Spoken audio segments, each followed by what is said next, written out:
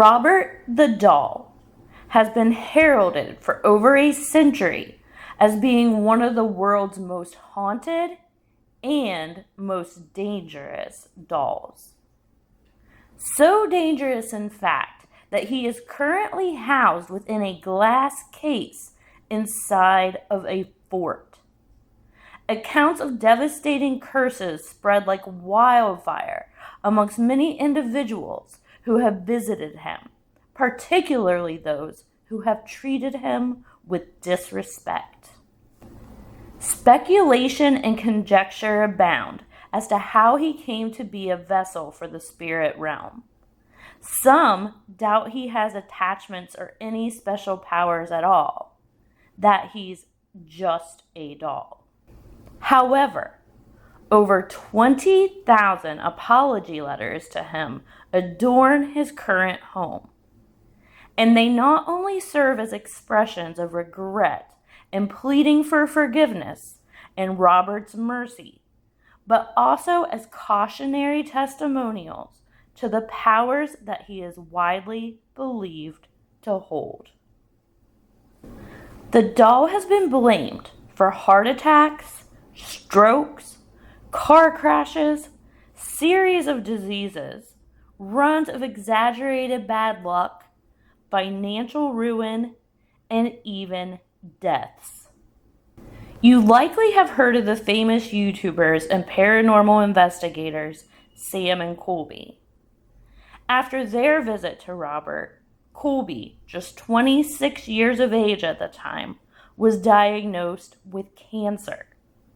He ended up returning later with an apology letter of his own for Robert. And it has been said that shortly after returning from his apology trip, he got notice from his doctors that his cancer was in remission. One man had visited Robert with a friend of his. His friend was disrespectful of Robert, and shortly after returning home, his friend unexpectedly and tragically died. He returned to the fort to apologize for his friend, fearing that Robert may associate him with the friend as well. One person's boat sank just one day after they had made fun of Robert during their visit. They came back that very next night to apologize. A multitude of people who have disrespected Robert during a visit to him have been met with one misfortune after another. Some letters state that though they asked his permission for photos of him, they carried a disrespectful thought in their head as they did it, such as, "I don't know why I'm doing this. It isn't real," or "This is stupid." One man wrote in his apology letter, "Cursed is how I believe I have been living my life ever since our encounter. And I feel now that there are forces in the world not to be laughed at." Despite the powers that the doll seems to emanate, the question remains as to how these powers came to be. Robert's physical form originated in 1904 when he was created by the Steiff Company, a toy company in Germany that had become famous for their invention of the teddy bear. The line of dolls that Robert came from were very unique. They were designed in the form of clowns or jesters, and to be the height of a small child. Robert himself stands about 3.5 feet in height. Despite being made by a well-known company, his likeness is very rare. Given his size, it is believed he may have been intended as a window display, and he would have been very expensive. He would have arrived to the U.S. dressed in a pink and green harlequin clown suit, adorned with pom-poms.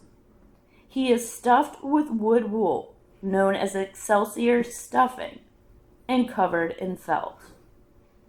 Today, he is dressed in a sailor suit. He has buttons for eyes, hair that continues to change color with age, and a face that resembles a burn victim, pockmarked from termites during years spent closed away in an attic. He keeps with him a stuffed lion that was gifted to him by his best friend.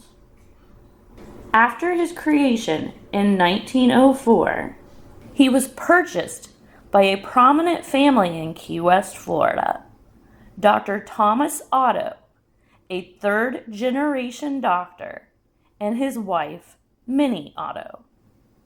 They gifted the doll to their son, Robert Eugene Otto, for his 4th birthday. The Otto's son took on an obsessive attachment to the doll, sharing everything he had with him and treating the doll as though he were alive. In fact, he even gave up his own name, bestowing the name of Robert to the doll, and went by the name of Gene for the rest of his life. He also transformed his new friend by removing him of his clown attire and redressing the doll in his own favorite outfits, including a sailor's suit, which Robert still wears to this day. Over time, Gene's life seemed to be overtaken by Robert the doll. He would shut himself in his room day and night, talking to and playing with Robert. He had little interest in the outside world or anyone or anything other than Robert. Though Gene's parents likely started to develop some concern over this, it wasn't until more unexplainable and sinister events started to unfold that their attention was grasped. At times, they would stand outside of Gene's door and hear him talking, but would hear a distinctly different voice speaking up in reply. It was so noticeable that at times they became frightened that someone was in Gene's room. However, when barging into the room to confront the intruder that their son was speaking to, they would discover that there was only Gene and Robert the doll. Mischievous happenings started occurring within the home. Vases and lamps knocked over and shattered. Various unexplained broken items, furniture that seemed way too heavy for Gene to move, appearing in different locations. On at least one occasion, one of the family's servants was pushed into a closet and the door was held so they could not get out. When Gene was confronted with accusations of these deeds, he always had the same unwavering explanation. I didn't do it. Robert did it. In a typical situation, a family might conclude that they had a devious child on their hands, and he was using his doll as an excuse for his own actions. However, this was far from a typical situation, and other strange occurrences led them to believe that this was not the case. It is said that at one point, Robert was locked in the attic, and they would still hear pattering of footsteps running around and a child giggling. Neighborhood kids reported that Robert would peer out at them from the turret window on the upper floor of the home with changing facial expressions, and that sometimes he would move around on his own, walking from window to window. Gene's father died when he was just 16 years of age, leaving Minnie Otto as a single parent. Gene always wanted to be an artist, and when he turned 18, he left his family home in Key West to pursue architecture schooling, and eventually ended up in Paris, France at art school. Robert was left behind, tucked away into a toy box at the back of the attic. 27 years would pass before Robert and Gene would be reunited. While studying in Paris, Gene met Annette Parker, who was a brilliant pianist who came from a wealthy family from Boston, Massachusetts. They eventually married and moved to New York together, where their life there seemed to be a successful and happy one. But in 1945, Jean's mother fell ill, so they rushed to Key West to be by her side. Ultimately, she died from her illness. Jean and Anne made the decision to remain in Key West and start a new life in Jean's childhood home. Anne claimed that family came first to her and that she was fine sacrificing her music career so that Jean could pursue his passions as an artist. But Anne had no idea what was waiting for her there. Everything in her life was about to change. Jean's attitude towards Anne changed once he moved back into that house.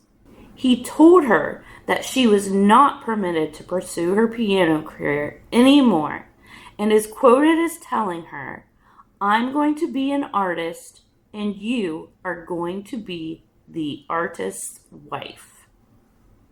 Yet what terrified Anne most about this new life was her introduction to and life with Robert. Not long after settling into the home, Jean told Anne that he wanted to introduce her to his best childhood friend. When she showed up to meet the friend, expecting to meet a person, she discovered that this friend was not a person at all. In Anne's word, the friend was just a doll. It is said that Anne hated Robert and did not want to share the home with him, ordering that he be banished to the attic. So Jean made a mini apartment for Robert in the attic. He furnished it with miniature chairs and tables, and even a cedar wardrobe cabinet that was scaled to Robert's size. Jean would spend hours and hours alone up there with only Robert. Jean would also often paint in that room due to the lighting that came through the windows was ideal. In the 1950s, neighborhood children would gather below and stare up at the home's turret windows. As they reported, they would sometimes see Robert the doll staring back at them, and then getting up on his own and moving from one window to the other, while Jean continued to paint away. In 1962, the Miami Herald published an article that reported, Annette Parker Otto traded a grand piano and a budding career as a concert pianist, composer, for the role of an artist's wife. She put on the air that she was content being a wife and homemaker, and became well known for lemon pie, key lime pie, and ropa vieja. Her and Jean would often host dinner events at their home, which Jean used as a business method to sell his artwork, as any unsold artwork was displayed inside the home. However, friends of Anne would speak about the relationship with a darker view than what was portrayed. One friend said that Anne had a presence that radiated wherever she went, but that Jean just could not be overshadowed. He would make Anne wait outside for at least 5 minutes when they arrived to public events so that he could be the center of attention. Another friend said that Jean forbid her from displaying her piano talents, even at church, refusing to let her play anywhere but inside their home. Although passerbys often lined up outside of the Otto home to hear her play. It is also said that Anne reported accounts where Jean would push her into a closet beneath the stairs that led up to the attic, slam the door, and hold the door so that she could not get out. When confronted with this abuse, he would revert back to his old excuse. I didn't do it. Robert did it. Jean eventually fell ill from Parkinson's disease, a neurologic disorder that stripped away his ability to continue his artwork. It is reported that as his health failed, he spent most of the last 10 years of his life in the attic room, talking to Robert, and perhaps seeking comfort from his oldest and dearest friend. Jean Otto died June 24th, 1974. His obituary praised his many accomplishments, including dedication to community, and was a fine tribute that would have made the artist proud. Anne was devastated after Jean's death, but not necessarily because he was dead, but because unbeknownst to her, he had written her out of the will. He had left her the house, but none of its contents. He left all of the contents of the home to his sister, Mitzpah. Mitzpah laid claim to all of the valuable antiques and artwork that the Ottos had collected throughout their lives, and Mitzpah emptied the house of everything but Robert the doll. And remember, Anne hated Robert.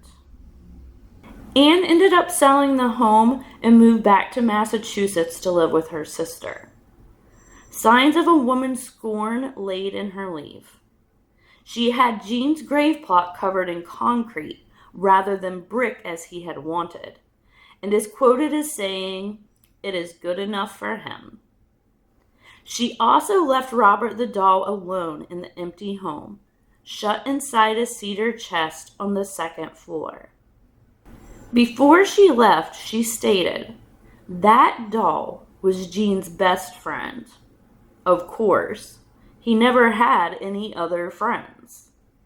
But Anne's departure from the home ushered in a new era for Robert, who was finally free of Anne's harsh judgments. After Anne's departure, William and Myrtle Reuter became the next long-term owners of the Otto home in 1974. Myrtle Reuter took on a role of caring for Robert over the following 20 years. She used to dress Robert in pajamas on Christmas Eve and place him next to the Christmas tree. She would also sit with him in the garden or on the porch. Neighbor kids would often stop and ask to play with him, and Myrtle would usually let them.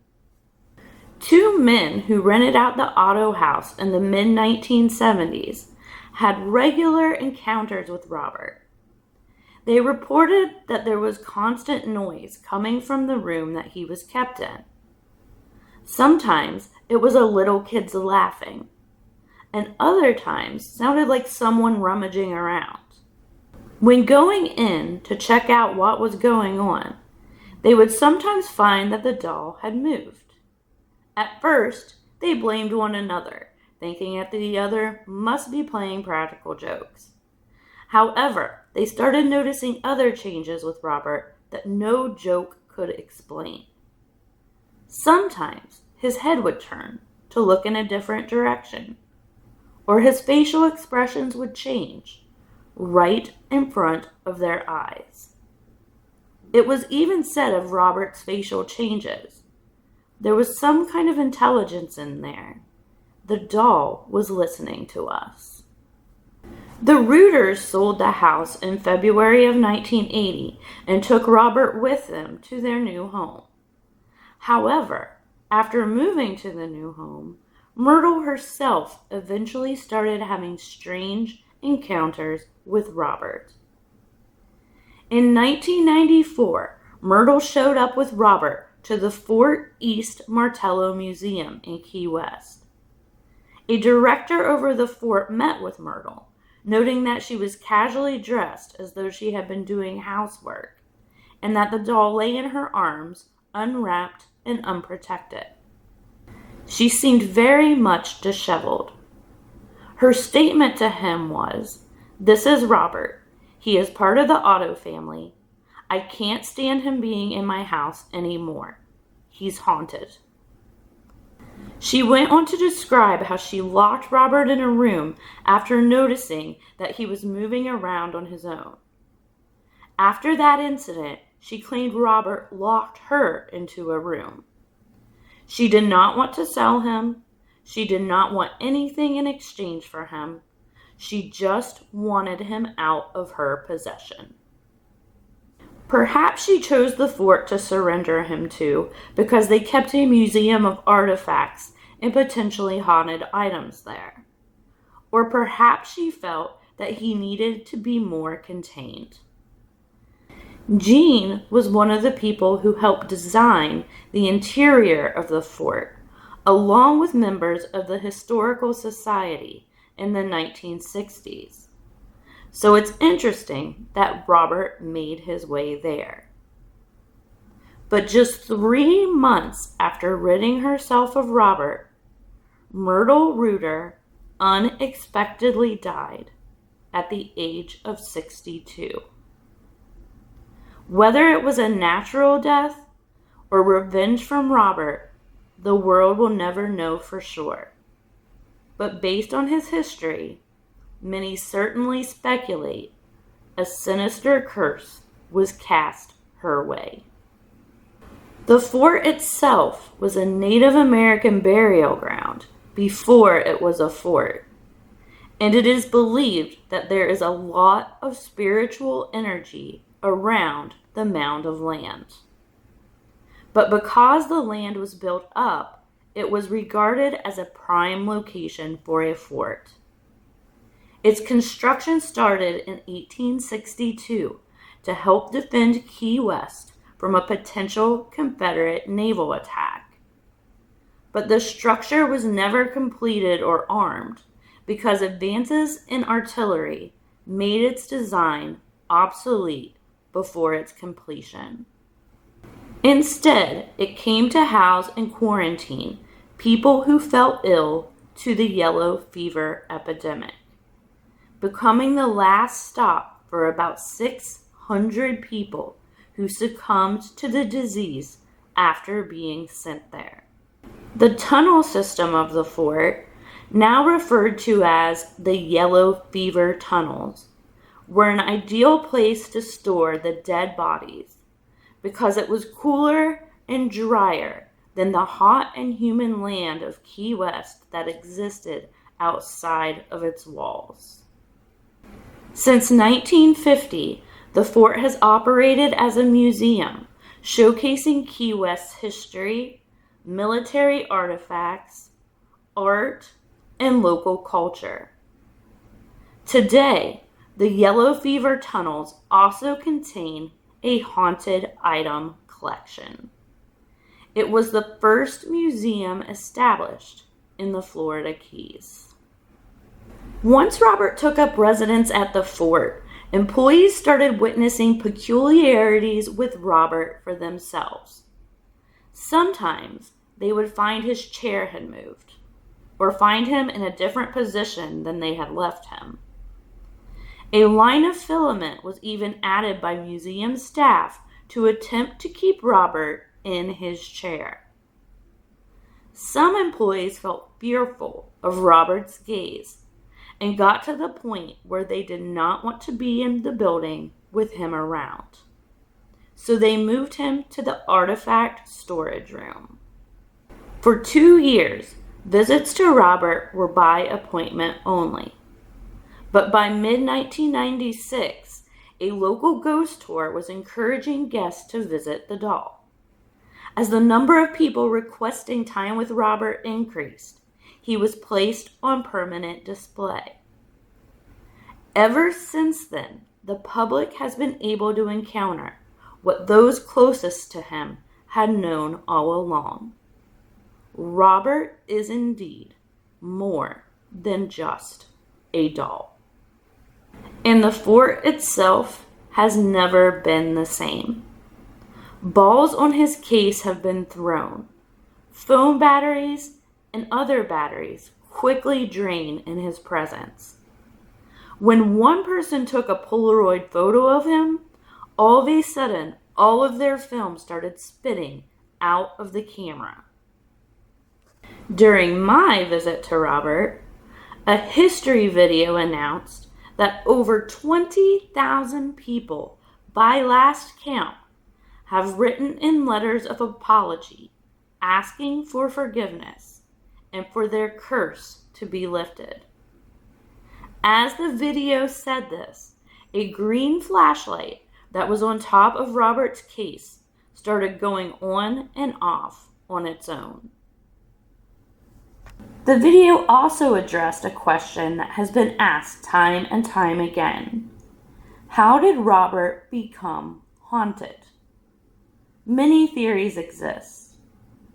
The most common are that he was possessed by the spirit of a child, that his abilities were created through a voodoo curse, or that Gene himself somehow transferred negative energy into the doll.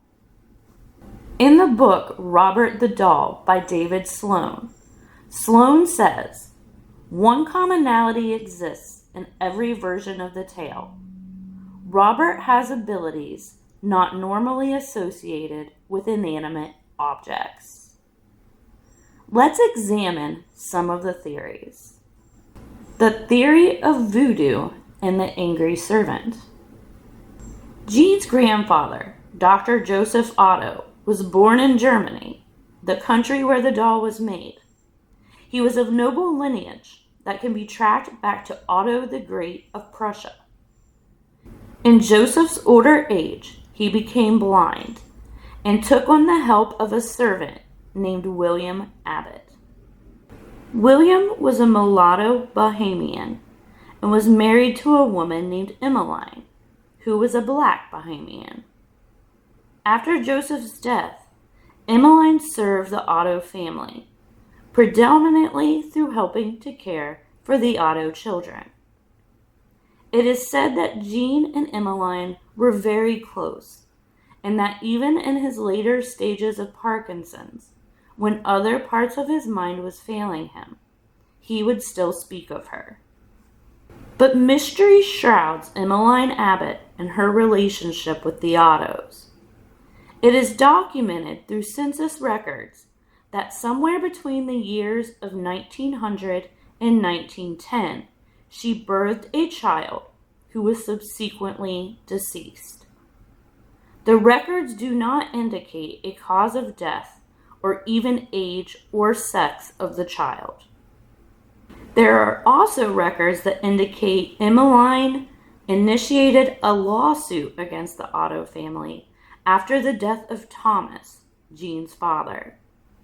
The lawsuit appeared in a July 30th, 1924 edition of the Miami Tribune. But the surviving record does not clearly identify the legal claim or its outcome. But tales have sprung from these reports. One tale is that Emmeline birthed a daughter. Her name was Abigail. And when Abigail became ill with yellow fever, Emmeline went to Dr. Thomas Otto with the hope that he would save her.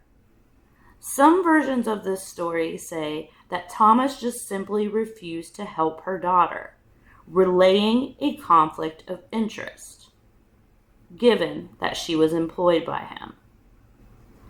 Others say that he simply knew he could not save her, but Emmeline expected that he would.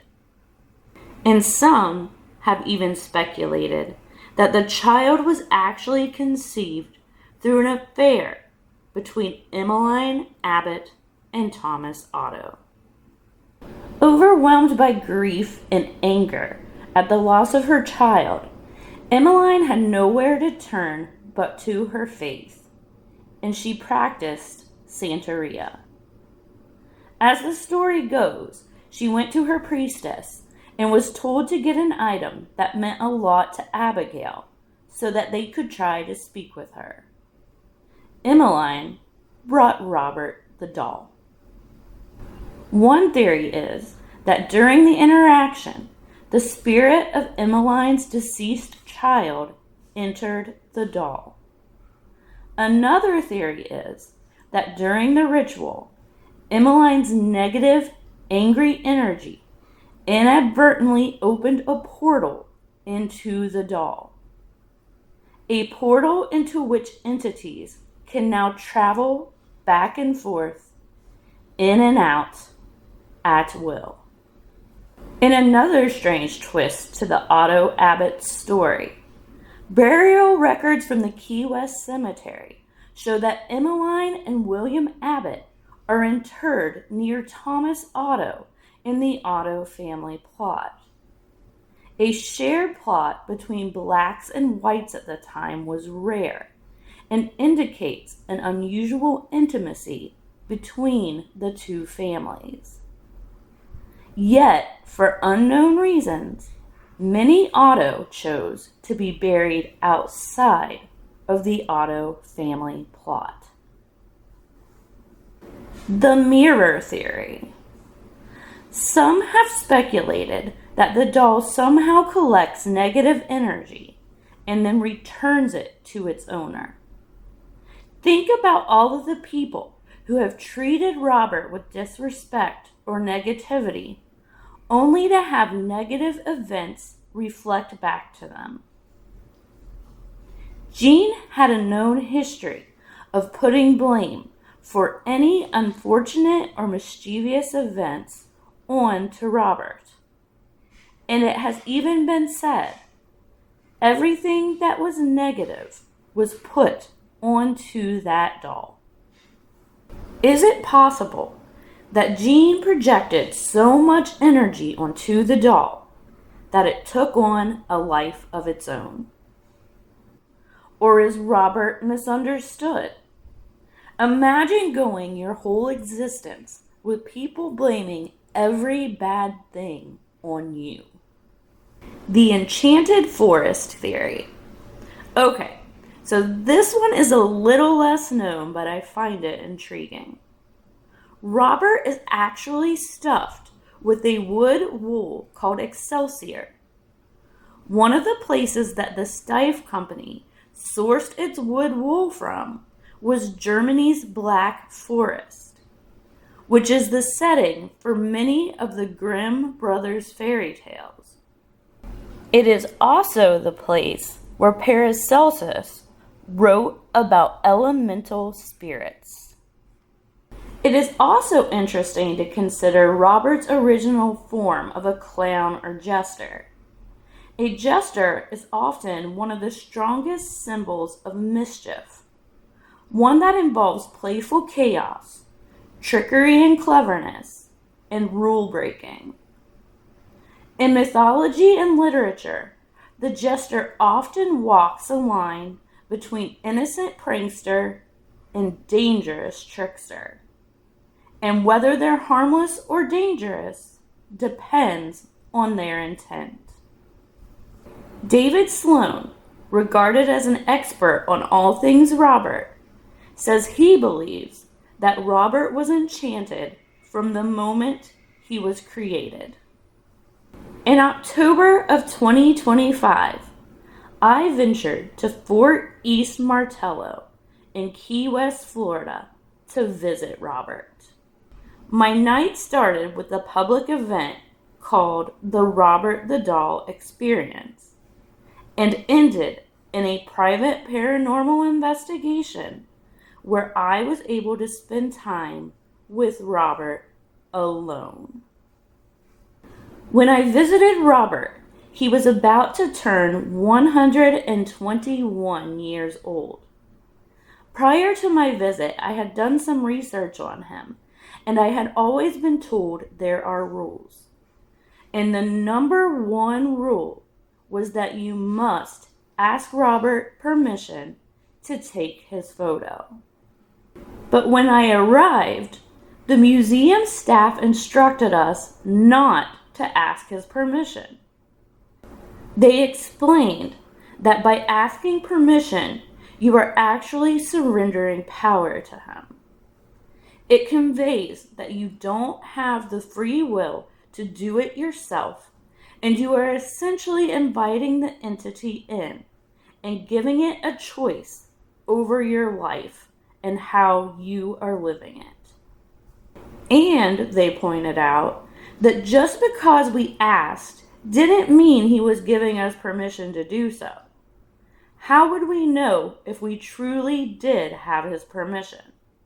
It wasn't like he was just going to speak up and tell us. It didn't work that way. They made a good point.